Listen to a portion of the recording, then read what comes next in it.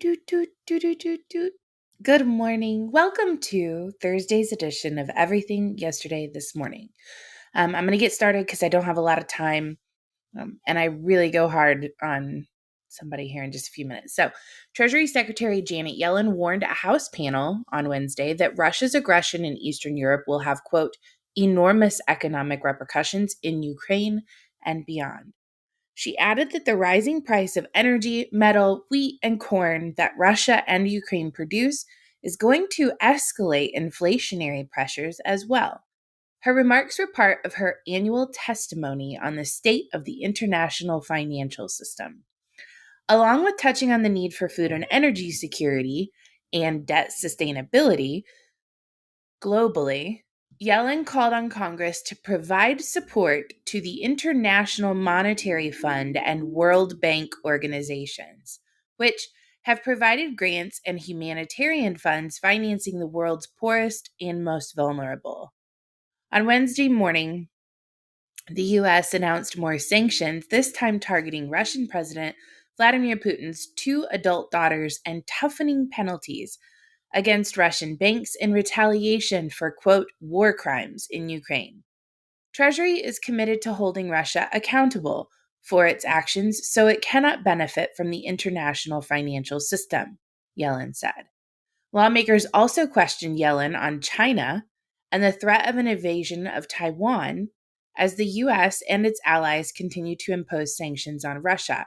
I find this interesting. We're asking the Treasury Secretary what her thoughts are on a country invading another one. Isn't that more of a military Secretary of Defense conversation? I don't know. I just thought that was really odd. She said, I believe we've shown that we can, in the case of Russia, she said, I think you should not doubt our ability to resolve to do the same in other situations. So this blanket threat of, well, if we don't agree with what you decide to do, we're going to financially ruin you and your country. I find it interesting as we posture on the world stage. What does it mean when even the doves at the Federal Reserve start to sound like hawks? Investors weighing that question after a key member of the central bank, who has historically favored a gentler approach to raising interest rates, talked tough about the central bank's need to fight rising prices. Isn't it odd that just a small group of individuals control all the money in our country? It is of paramount importance to get inflation down, the inflation that they created. Federal Reserve Governor Lael Brainerd said in a speech on Tuesday. She said the central bank would have to move rapidly, shrink its nearly $9 trillion balance sheet, unraveling the huge bond buying program launched at the start of the pandemic, while also hiking rates. Brainerd's commentary cleared the way for a supersized interest rate hike at the Fed's next meeting in May, according to the Bespoke Investment Group. That sparked a strong response across financial markets. After Brainerd spoke, the yield on the benchmark 10-year Treasury note hits its highest level in nearly 3 years, soaring to 2.56%. Bond yields move opposite prices, so that indicates a sharp sell-off. The moves in the market were sparked by the realization that central banks are set back to pull back support for the economy even faster than had been expected, even though the war in Ukraine has clouded the outlook for growth. Not only are they continuing down the path, they seem to be accelerating their language. Market sentiment is holding up for now, but worries are clearly growing that the Fed could be so aggressive in fighting the highest inflation in 40 years that it sparks a recession. We no longer see the Fed achieving a soft landing, Deutsche Bank economists, led by Matthew Lazzetti, wrote in the report. Instead, we anticipate that a more aggressive tightening of monetary policy will push the economy into a recession. The turbulence could continue as Wall Street pores over the Federal Reserve's minutes from its March meeting for clues on its next step. Why isn't this televised? Like, why don't we have C-SPAN in every single Federal Reserve meeting? Why is every single thing that's said in that meeting not on the record for the American people to be able to view? Why is the Federal Reserve not beholden to Congress? I think these are questions that people should be asking. The meltdown resulting from Elon Musk's becoming Twitter's largest shareholder has been nothing short of exquisite to observe. Today's article features a writer named Kara Alimo, who is a professor and writer who focuses on social media and issues that affect women. My favorite topic.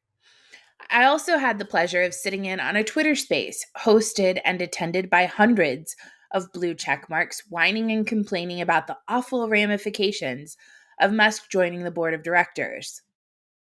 Parag Agrawal, I think is how you say his name, he's the new CEO. He tweeted out, "Through conversations with Elon in recent weeks, it has become clear to us that he would bring a great value to our board." Now, the author of this article went on to say, quote, "But Musk's worrisome track record of using social media irresponsibly should raise huge questions about whether, as a member of the board, he'll ensure that the platform cracks down on the potentially deadly disinformation that threatens our country." Does she know that there's a block button? She doesn't have to look at it. She can curate her experience so that Elon Musk never shows up in her feed. Please, someone teach this woman how to use the internet. She goes on to say, "We have tons of evidence by now of the dangers of allowing people to tweet irresponsibly. Just look at how a single tweet from former President Trump seems to have been interpreted by his followers as a call to storm the Capitol in January of 2021.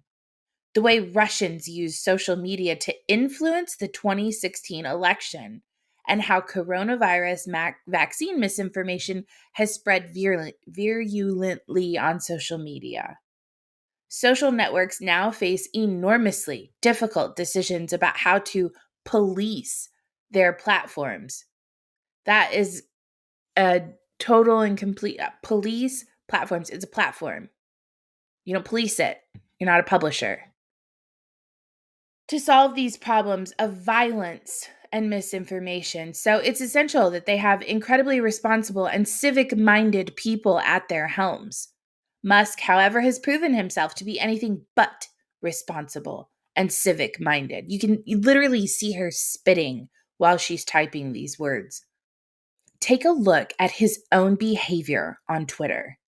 In 2018, he was sued by the Security Exchange Commission for tweeting that he had funding secured for Tesla to become a private company. The SEC accused him of misleading the market, a claim Musk denied. As part of his 2019 settlement with the commission, Musk's tweets about many aspects of his company now have to be vetted by lawyers before he posts them. It's an agreement that the SEC has accused Musk of violating repeatedly. It's downright scary that someone who has used social media so irresponsibly that he isn't trusted to tweet without professional supervision will now be in a position to help determine what others do on Twitter. And there's already reason to believe that Musk will take a laissez-faire approach to moderating problematic content.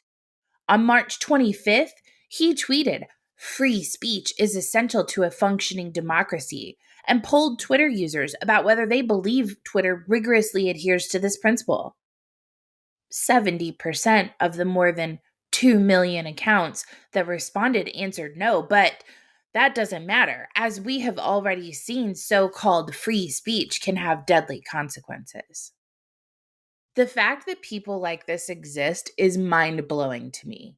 No one taught this woman that the old saying, "Sticks and stones may break my bones, but words will never hurt me." The next section, though, this is where the commie fascist sheds its skin and reveals its real disdain for what Musk represents. Quote, "In response to criticism that he hasn't paid his fair share of taxes, he tweeted in November, 'Much is made lately of unrealized gains being a means of tax avoidance, so I propose selling 10% of my Tesla stock Do you support this? And he added a yes or no poll. He has also publicly questioned the value of contributing to the World Food Program to fight hunger, leading one expert to liken his behavior to that of a troll. This is deeply concerning, given that one of Musk's important roles on Twitter's board will be to look out for the welfare of vulnerable users who enjoy far fewer privileges than he does. As we head into another presidential election and are seeing the spread of another COVID subvariant, it's more important than ever to ensure that social media doesn't continue to promote violence or misinformation. It's astounding that Twitter would call on someone like Musk to help oversee a company that urgently needs to crack down on the very kinds of bad behavior that he himself has been responsible for on its platform. All speech is free speech, even hate speech and misinformation. If you are so concerned about false information, perhaps you should redirect your efforts and attention to the mainstream media that perpetrated weapons of mass destruction, bat soup viruses. You're not allowed to read WikiLeaks.